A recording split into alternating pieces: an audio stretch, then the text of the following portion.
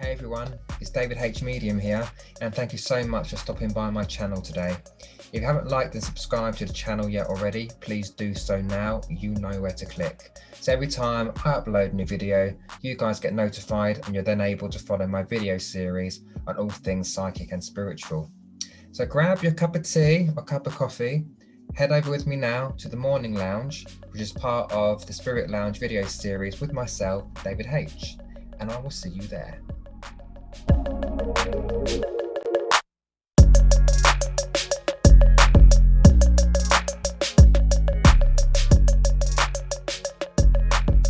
Hello everybody, good morning, wherever it is in the world you're watching from. Thanks for coming back to my channel and joining me for episode 3 in the Morning Lounge video sessions. And in this episode, we're going to talk about spirit communication and the clairs. There's a lot to talk about, so grab a cup of tea or coffee, get comfortable, and let's get into it. So let's talk about spirit communication in general, because that's a question most people have. How exactly does it work? And I ask myself the same question sometimes. So let's get into how it works from my perspective. So these days, spirit communication is very much a mind-to-mind communication, which is what we call mental mediumship.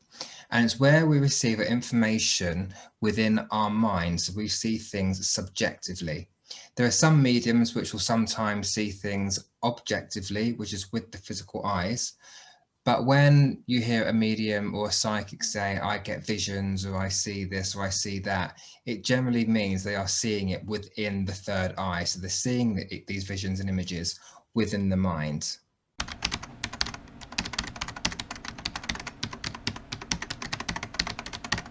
It's not always easy to explain how spirit communication works because it's very symbolic. It can be quite abstract and not always straightforward. And here's why. Now, think about it this way. When you're communicating with a loved one, whether it be, a friend, family, or a human being in general, what do you have which a spirit does not have? That's right, you have a physical body. So you have the voice box, you have the mouth, the tongue, the jaw, you have hands, facial expressions to express yourself with and to communicate verbally. A spirit person doesn't have any of those things anymore. A spirit doesn't have any of those physicalities. So if you can imagine how difficult it sometimes is for a spirit person to communicate with us, that is the reason why.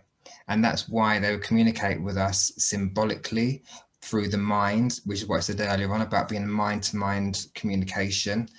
And therefore, that's sometimes why you go to see a medium and the evidence and the messages coming through are not always so clear or as clear as you'd like them to be because of spirit communicating with us through the mind. And that is where the clairs come in.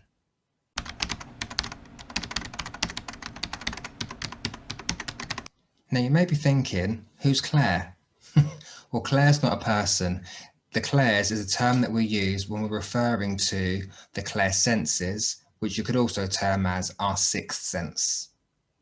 So we know we have our 5 physical senses, our touch, our taste, our sight, our hearing, and our smell. We then have our clairsenses, which are the non-physical senses. And this is how we pick up or receive or perceive our information from spirit, or if we're picking up information on a psychic level. Now, the word clair comes from the French word meaning clear. And I'm sure you've all heard of the term clairvoyance, which translates to clear seeing. There are 3 other more widely known clairs, which we're going to talk about now. And they are clairaudience, which is clear hearing, clairsentience, which is clear feeling or clear sensing, and they're claircognizance or claircognizance, however you want to pronounce it, and that means clear knowing. There are 4 more clairs, which I'll talk about in a little bit of detail later, but for now, let's talk about the main 4 clairs. So let's start with clairvoyance, which I said means clear seeing. And this is where spirit will give us information in the form of images, signs, symbols, pictures, and video clips. Sometimes the information that comes through can be symbolic, and sometimes it can be literal. I know for myself, when I receive those kind of images and symbols, a lot of it for me is literal, but they are also very, very random. and I am known to give some very random information. So let's just give you some examples of those random things I have seen during my readings, which goes to show a little bit about how clairvoyance can work from my perspective. So I remember doing a reading for a lady quite recently, and her granddad had stepped forward in spirit. So to let her know that her granddad was indeed watching her and was with her, he showed me the image in my mind of a wrought iron skillet, something you cook on, which means absolutely nothing to me because I don't have one. And rather than misinterpret the information, I gave that straight to the client, and she understood exactly what it was because, as she said to me, she has recently just thrown her raw iron skillet in the trash because she'd ruined it through cooking. So to her, that let her know for sure that her granddad was watching her, because why would I know that information? Or how would I know that information? Another recent example is I was doing a reading for a lady, and I felt her mother step forward, and I was shown the image of raspberry ripple ice cream. Now, I don't eat raspberry ripple ice cream. There's none in my freezer. So again, rather than misinterpret the information, I gave that image straight to the client. Once again, she took the information because, as she said to me, she has raspberry ripple ice cream. That's a bit of a tongue twister, isn't it? She had raspberry ripple ice cream in her freezer, and she was going to have some the night before, but changed her mind and didn't. So again, that was her mum's way of letting her know that she is absolutely with her, and especially that night before. So let's look at clairaudience. So clairaudience is where the medium will receive information in a form of words, phrases, sentences, music, lyrics. They'll hear songs in the mind coming from spirit as a way of communication. Now, contrary to belief, when a medium says, I hear dead people, I can hear dead people talking to me, they're not hearing it within the physical ear. We're hearing it within our mind. Just like we receive images and symbols within the mind, we're hearing these things within our head. It's a little bit like if you imagine when you're reading a book, and when you're reading the words on the page, you can almost hear them going across in your mind. That's a little bit what it's like when you're hearing spirit talking to you. It's a bit like a head voice that you're hearing. It's really difficult to explain, but that's probably the best way or the easiest way I can explain it to you. So let's just give an example of what it may look like and how it looks like for me. So when I, let's say, receive a name from spirit, unlike clairvoyance, I don't see the name spelled out in front of me in my mind. I actually hear the name being given to me within my mind. Again, like the head voice, you're hearing that word being placed in your head. Similarly, if I'm doing a reading for a client and out of nowhere, I start hearing a particular song being played in my head. Now, I know that song isn't something that I would listen to. I've not just heard it on the radio. I've not just heard it on the TV, but I know I'm just hearing this song going round and round in my head. I will then just give that song to the client, and the majority of the time, the client will understand why that song is being given to them, because it might be a song that reminds them of that person because it was their favorite song. It could also be a song that's played at their funeral, and they're not obvious songs that maybe you would expect, but they are just songs that there's no way that I have no link to them whatsoever. So let's move on to clairsentience. Now, clairsentience is where the spirit person will use the physical body of a medium to put an impression on them of maybe how they died, or maybe a physical ailment they had in life when they were physically here.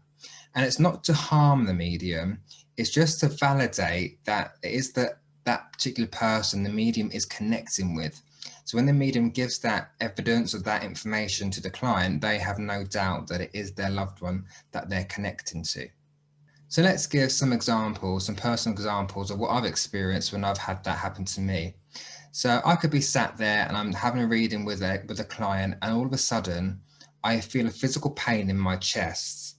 And you just sometimes sit there thinking, I'm hoping I have an heart attack. But it turns out that actually the person I'm connecting with in the spirit world did pass of a heart attack. Again, they're not doing it to harm me. They're just doing it to provide extra evidence that it's them that I'm communicating with. So rather than tell me in my head that they had a heart attack or show me they had a heart attack, they're making me feel that just to give extra evidence that it is, again, it's them I am communicating with. I remember doing another reading where I was sat with a young lady, and I was connecting with her sister in the spirit world. and I felt fine. And all of a sudden, I got a really sharp pain at the very bottom of my head where it meets the top of the neck, right at the back here. So I didn't know how to interpret that. I thought she must have had some kind of issue there or something.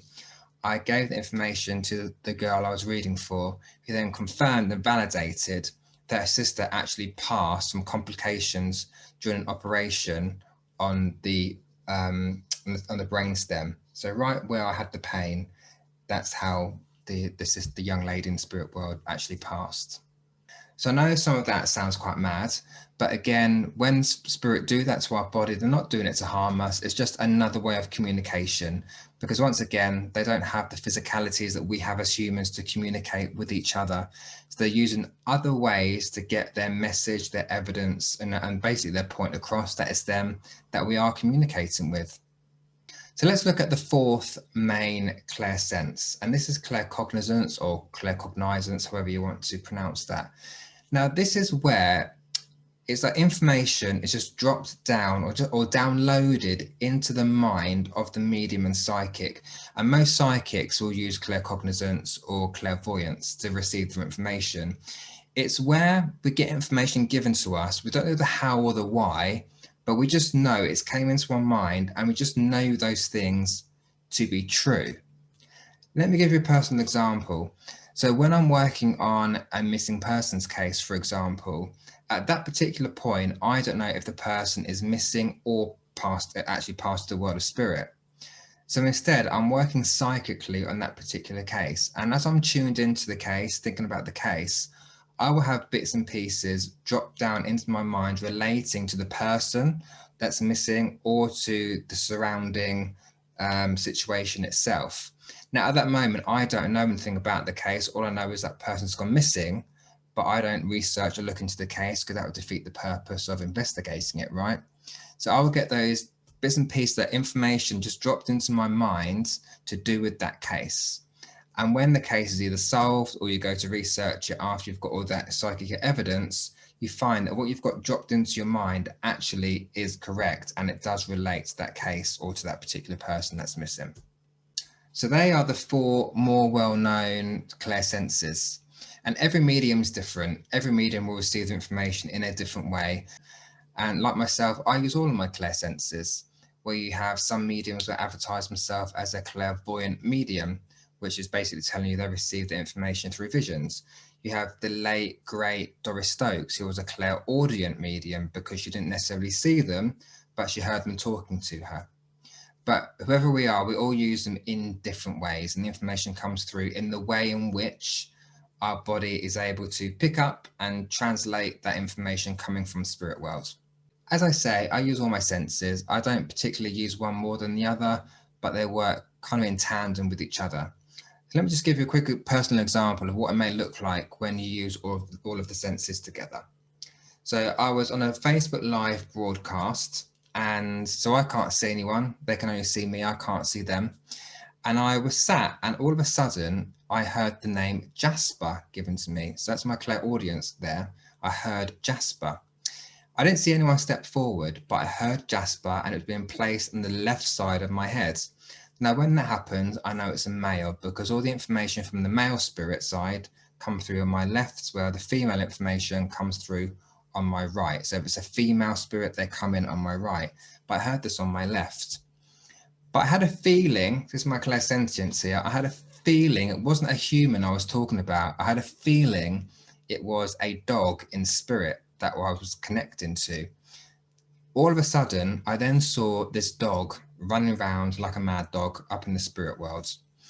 And I presented this information to on the broadcast to my audience.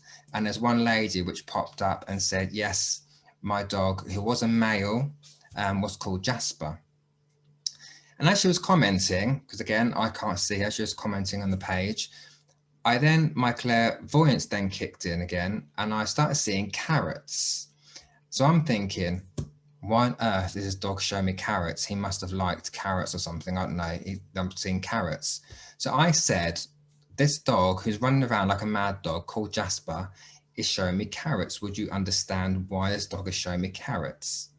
So the lady validated by telling me, yes, the dog was named after the British comedian Jasper Carrot. And that's why I was seeing the carrots, as well as being given the name Jasper. So as you can see, spirit communication can be really symbolic and sometimes really quite abstract. And that's why, as I said before, when you go to have a reading, the information is not always as clear cut as you like it to be, because when the information comes in, the medium or psychic has to interpret that information through our own frame of reference to be able to give you that evidence correctly. But as I said earlier on, because I get such random information coming through, I tend not to interpret everything I see. I will just say it as I see it, because interpretation can then change the message and may not connect to the person you're reading for, because again, the information coming in is not for me, it's for the client that I'm reading for. And one example could be, if I see a rose placed in my head clairvoyantly, I may misinterpret that as actually being a flower, when actually the word rose I'm getting in is actually the name of somebody that's passed over in the spirit world. So sometimes you just have to give what you get, which is I'm seeing a rose. I'll just give you an example of when I misinterpreted something. I was doing a reading for a gentleman, and his I think it was his dad or his granddad had stepped forward and was communicating with me, and I was giving bits and pieces of evidence, and the gentleman knew that I was connecting with his loved one in the spirit world. And all of a sudden, the gentleman kept showing me a newspaper. So I interpreted that as he liked a newspaper, he always had a newspaper, would always read the newspaper, but I was wrong. And I misinterpreted it, because what it actually meant was the gentleman I was connecting with actually wrote a column for the newspaper. So that's just an example of where sometimes our interpretation can come into play, and people can say, oh, that medium's wrong, that medium's got that wrong. It's not necessarily that we're wrong, it's just that we've actually interpreted the information in the wrong way. So it just comes back again to interpreting things in our own frame of reference. And what I mean by that is spirit giving us information in the way in which we can understand it. So a quick example is, I am not an expert on the make and models of cars. If you showed me a silhouette of a car, I would not be able to tell you a million years what type of car that was. I have a car, I've had a few in my life, I drive a car, but that's all I know, right? So when spirit give me, let's say they want to talk about an incident with a car, they won't give me the make and model because I've got no idea. Instead, they'll give me a generic car, but they may give me a random feature or a specific feature of that car, which the person I'm reading for would understand. So it might be a color, it might be it's got a dent in the side, or some kind of other feature which they would understand. Whereas if they gave it to, if that was another medium doing that reading, who was an expert on cars, they may get the make and model of that car straight away. And one last example, it comes down to animal communication. So I am not an expert on the type of breed of cats, for example. So if spirit want to give me information about a cat that's passed, again, I will see a generic cat. I won't be told what kind of cat it is because I've got no idea. I would just see a generic cat, and again, I might get a feature of the cat, like the color, the name, how it passed, what month it passed in. Whereas if it was another medium who loved cats and had cats, they would probably get the breed of that cat.